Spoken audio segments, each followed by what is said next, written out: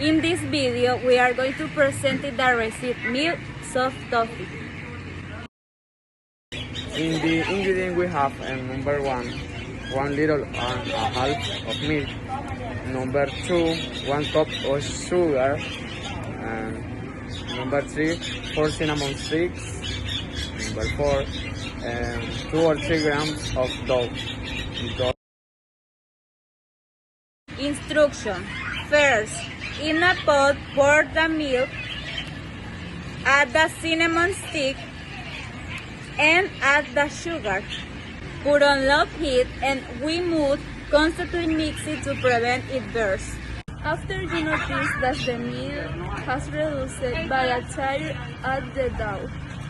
Continue mixing until mixture is thick and caramelized.